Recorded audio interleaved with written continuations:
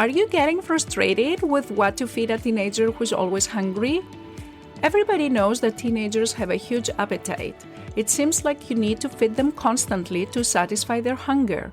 It's even more difficult where teenagers who struggle with their weight truly want to make changes, like cut down on junk food or stop overeating, and they can't. There's frustration, isolation, stress, and that's why I decided to create a recipe collection of 30 easy and healthy meals for teenagers. They're all high in protein to satisfy your teenager's hunger, and they can all be ready in less than 30 minutes. If you want to grab a free copy, go to lifestyleforteens.com/recipes.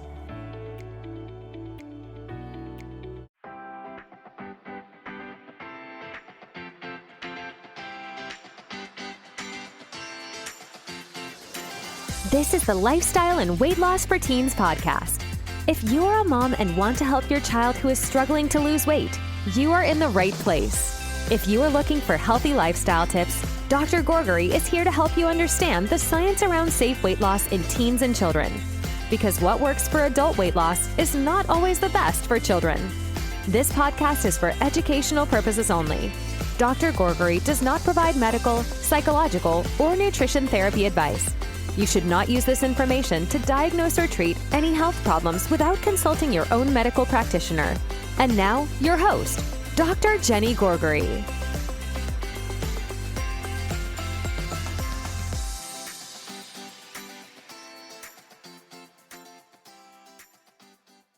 Hello, welcome to another episode of the Lifestyle and Weight Loss for Teens podcast.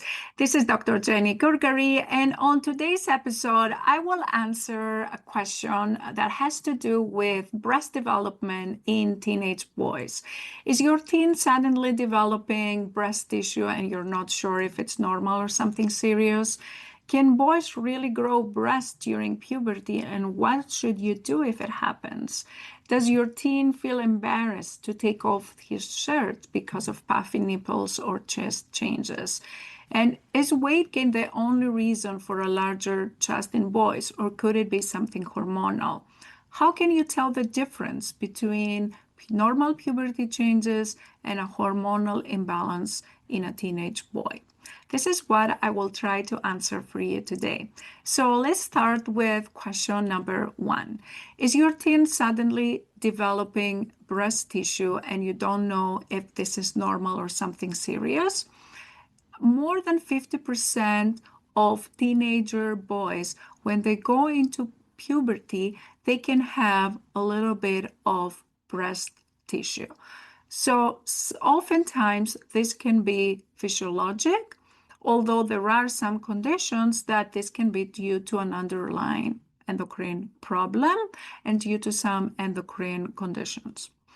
Now, the best way to obviously know if this is a medical condition, this is physiologic, is to visit your pediatrician. They can take a full medical history.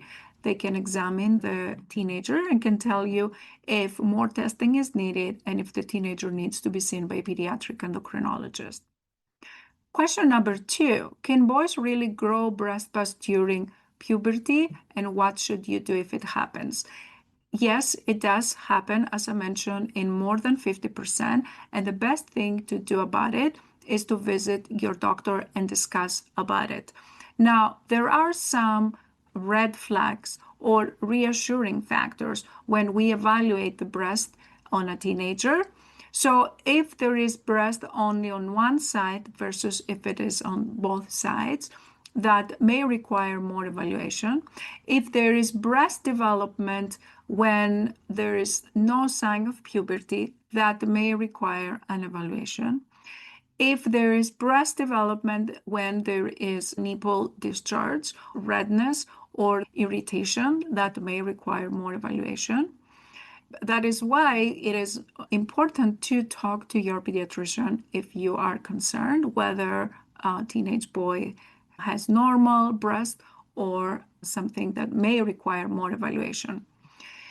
Does your teen feel embarrassed to take off his shirts because of puffy nipples? If that is the case, let me tell you that this is very common. I see a lot of teenagers that have this issue, and they tell me this again and again. It can be summertime, they feel uncomfortable to go to the swimming pool, they feel uncomfortable to exercise wearing tight shirts. Because of that, they will choose the type of clothes that they wear because they feel uncomfortable. Now, if this is your teenager, that may imply that this particular teenage boy may have some anxiety, which can be real. It can lead to depression. It can also lead to overeating. So it does require some evaluation and treatment.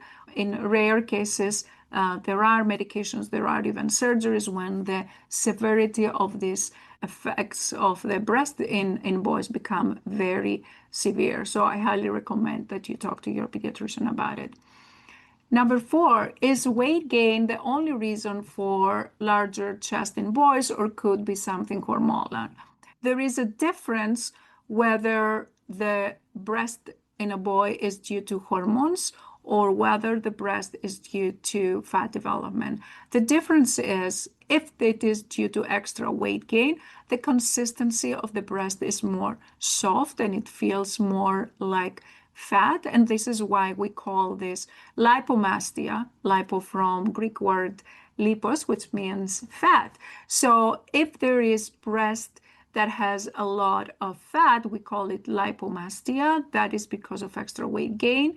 If it is breast because of hormone imbalances, meaning there is more estrogen than testosterone, then we call that gynecomastia.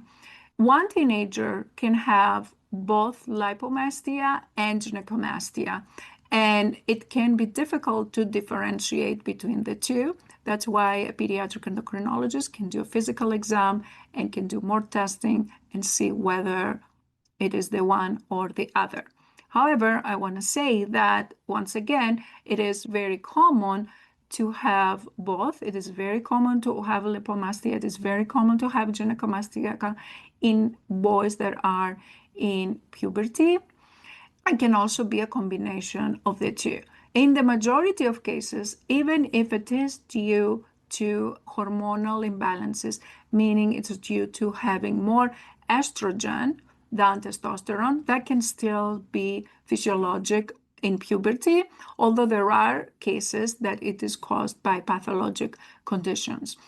What happens in boys when they gain extra weight?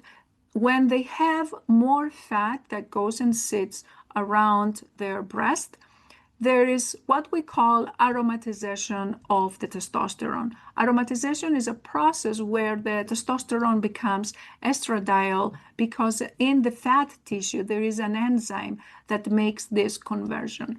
This enzyme exists in all boys, in all males, in small quantities. But when you have more fat in your body, there is more of that enzyme. And because there is more fat on the breast tissue, you have more conversion of androgens to estrogens, and therefore you can have some of the lipomastia turn into true gynecomastia because there is more fat around the nipples area.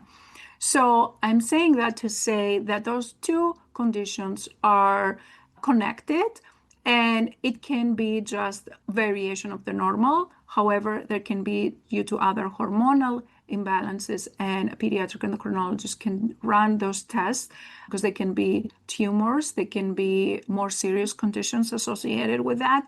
So talk to your doctor if that is the case. How can you tell the difference if this is normal puberty versus a hormonal imbalance? I mentioned some of the red flags earlier, meaning if there is discharge, if there is pain, if it's only one breast, if there is a significant increase of the breast, if the teenager is growing more than they should, if there is lack of puberty progression, if there is lack of seeing other signs of puberty and androgens in the boy. Obviously, this requires more thorough evaluation. I recommend you talk to your doctor if you have any concerns. Finally, I want to say what is the best approach to a boy that has extra weight and feels concerned about the breast development, if the workup has been done and there is no other pathologic condition, and this is mainly attributed to extra weight, is weight loss gonna reverse the breast once they lose the weight? And the answer is it depends. As I mentioned earlier, if there is true gynecomastia on a boy that has excess fat for a prolonged period of time, if the breast development stays there for, let's say, 5 years, then there can be fibrous tissue that sits on the breast and it may not completely disappear, even if the teenager gets to a healthy weight. However, if this has been for less period of time, then it can completely reverse. Now, what can also help is strength training exercise of the upper chest that can help build more muscles in the area. And the combination of the two, doing strength training exercise of the chest along with getting into a healthier weight, in the majority of cases is enough to resolve that problem. Sometimes some teenagers are still not happy with the result and they end up having plastic surgery as the last. And again, if that is the case, your doctor would be the best to advise you about that.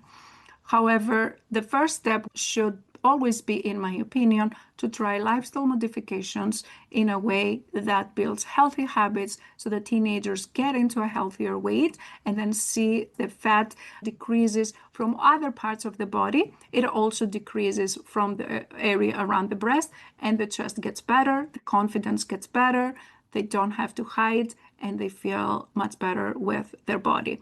Given that teenager boys are very sensitive as teenager girls in their appearance, we should always try to approach this topic in a very sensitive way because it's not their fault. A lot of this happens physiologically in puberty, and they do have some control over as to what they're eating and whether they can do exercise or not. But some of them, they don't have control. There is normally some testosterone that will become estrogen that will produce some breast tissue, and that's like part of normal puberty and will just go away as the testosterone gets higher and higher as the puberty increases.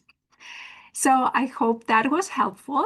Reach out to me if you want me to talk about any specific questions, and sign up to my newsletter, lifestyleforteens.com/newsletter, to get my weekly email with more tips on how to help teenagers get to a healthier weight. Take care.